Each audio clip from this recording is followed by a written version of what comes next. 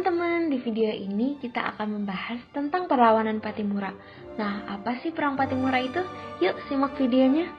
Pada awalnya, setelah Inggris menandatangani Traktat London, wilayah Indonesia dan Maluku kembali dikuasai oleh Belanda. Nah, hal inilah yang kemudian memunculkan kebijakan-kebijakan dan perlakuan yang membuat rakyat Maluku menderita. Alhasil, rakyat Maluku melakukan perlawanan kepada pemerintah Belanda.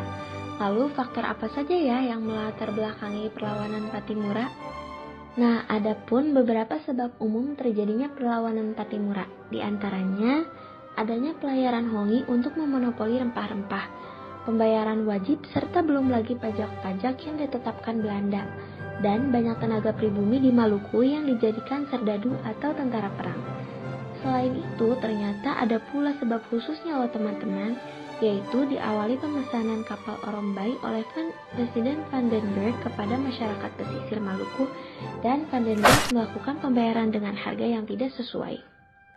Perlawanan rakyat Maluku terjadi pada Mei 1817 sampai 16 Desember 1817 yang dipimpin oleh Thomas Matulesi atau Kapitan Pattimura. Saat berjuang, Kapten Pattimura dibantu oleh sahabatnya seperti Anthony Rebok, Philip Slatimahina, Thomas Patiwayal, dan Christina Martha Tiahahu. Peranan tokoh Pattimura yaitu ada 4. Yang pertama ada Anthony Rebok sebagai tangan kanan Kapten Pattimura dan sebagai pemimpin melawan ekspedisi tentara Belanda di pantai Wasisil di Pulau Saparua. Yang kedua yaitu ada Philip Slatimahina berperan membantu Thomas Matulesi dalam merebut benteng Druset dan membantu Kapten Pattimura melawan tentara Belanda di pantai Wasisil Saparua. Yang ketiga yaitu ada Thomas Matulesi atau Kapten Pattimura sebagai panglima peran, ia mengatur strategi perang bersama pembantunya. Yang keempat yaitu ada Christina Martha Tiahahu sebagai panglima perempuan di pasukan Pattimura, ia memberikan dukungan dan kobaran semangat untuk menghancurkan lawan. Kemudian, saat itu, rakyat Maluku memulai perlawanan pada 15 Mei 1817, dimulai dengan penyerangan malam di Pelabuhan Porto dan berhasil membakar perahu milik pemerintah Belanda. Keesokan harinya, pasukan Pattimura berhasil merebut benteng Dorset dengan menewaskan kepala Residen Vandenberg. Mengetahui hal tersebut, Belanda mengirimkan 300 pasukan bersenjata yang dipimpin oleh Mayor Betias pada 17 Mei 1817. Kemudian, 20 Mei 1817, setelah peperangan di antara kedua pasukan tersebut, akhirnya pasukan Belanda dapat dikalahkan dan Mayor Betias mati tertembak. Pada bulan Agustus 1817, Saparua diblokade. Hingga 3 Agustus 1817, benteng Dorset berhasil direbut kembali oleh Belanda dan pasukan Pattimura mundur ke daerah pedalaman. Kemudian, Oktober 1817, Belanda mengerahkan pasukan secara besar-besaran dan meminta bantuan pasukan dari Ambon yang dipimpin oleh Kapten Lisnet dan Meyer.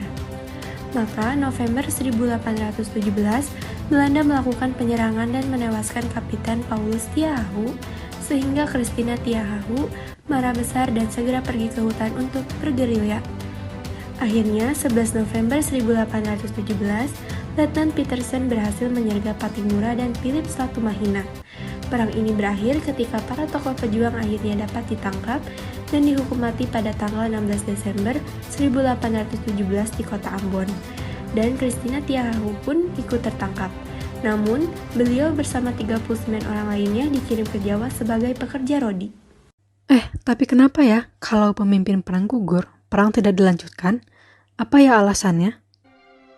Jadi karena pada saat itu perang masih tergantung pada pemimpin tersebut merupakan orang tertentu seperti raja, pangeran, atau rakyat biasa yang berpengaruh atau dianggap memiliki kekuatan yang melebihi manusia juga dianggap sebagai tokoh karismatik. Maka pada saat Thomas Matulesi, Christina Tiahahu, dan para tokoh perlawanan Pattimura lainnya ditangkap dan dieksekusi, perang ini berhenti karena tidak ada lagi tonggak pemikiran dan tokoh yang sanggup untuk memimpin.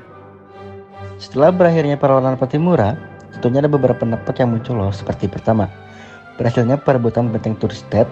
Kedua, berhasil menyatukan dan mengobarkan semangat perjuangan rakyat Maluku terhadap penindasan yang dilakukan oleh pemerintah kolonial Belanda. Dan Pattimura berjuang agar rempah-rempah Indonesia tidak dikuasai Belanda. Nah, begitulah penjelasan singkat mengenai perlawanan Pattimura di Maluku. Semoga video ini bermanfaat ya.